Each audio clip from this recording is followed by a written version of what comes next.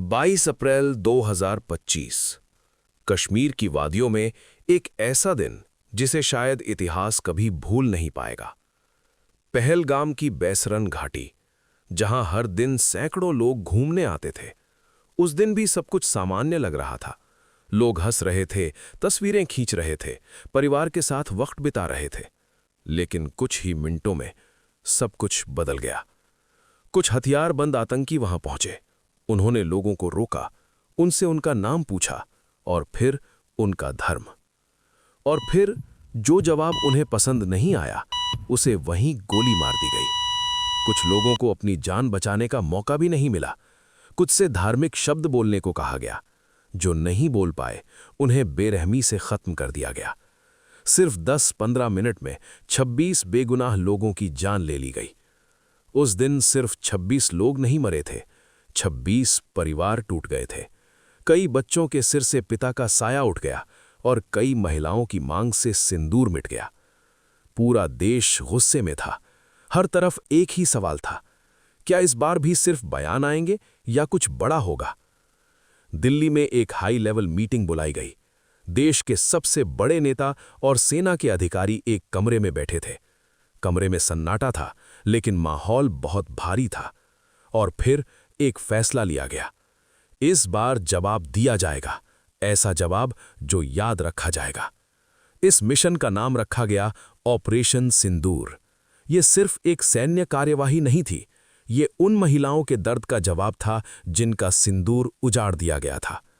इसके बाद शुरू हुई तैयारी। भारत की खुफिया एजेंसियां पूरी तरह सक्रिय हो गईं। हर सिग्नल, हर कॉल, हर मूवमेंट को ट्रैक किया जाने लगा। रॉ और दूसरी एजेंसियों ने पाकिस्तान और पीओके में मौजूद आतंकी ठिकानों की जानकारी जुटानी शुरू कर दी। कुछ ही दिनों में 20 से ज्यादा ठिकानों की पहचान कर ली गई, लेकिन उनमें से 9 सबसे खतरनाक ठिकानों को चुना गया। ये वही जगहें थीं जहां बैठकर भारत पर हमलों की साजिश रची जाती थी। अब बारी थी प्लान को अंजाम देने की। इस ऑपरेशन के लिए भारत के सबसे एडवांस फाइटर जेट्स तैयार किए गए, राफेल, सुखोई और मिराज। इनके साथ इस्तेमाल होने वाले हथियार भी बेहद खतरनाक थे। ब्रह्मोस जैसी supersonic missile, scalp cruise missile और हाई प्रिसीजन हैमर बम। हर चीज को बार बार चेक किया गया, किसी भी गलती की कोई गुंजाइश नहीं थी। और फिर आई वो रात, 6 और 7 मई की दरमियानी रात। चारों तरफ सन्नाटा था। पाकिस्तान और पीओके में बैठे आतंकी अपने ठिकानों में बेखबर सो रहे थे। उन्हें जरा भी अंदाजा नहीं था कि कुछ ही मिनटों में सब कुछ खत्म होने वाला है। रात के करीब 1 बजे भारत की तरफ से पहला हमला शुरू हुआ। सबसे पहला निशाना था मुजफ्फराबाद में मौजूद एक बड़ा आतंकी ट्रेनिंग कैंप। जैसे ही सिग्नल मिला, भारतीय फाइटर जेट्स ने मिसाइल दाग दी। कुछ ही सेकंड में पूरी इमारत आग के गोले में बदल गई। जोरदार धमाके, आसमान में उठता काला धुआं और चारों तरफ अफरा तफरी। इसके बाद एक एक करके कई और ठिकानों को निशाना बनाया गया।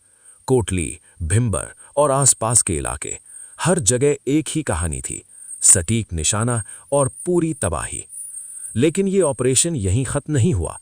अब बारी थी पाकिस्तान के अंदर मौजूद सबसे बड़े ठिकानों की।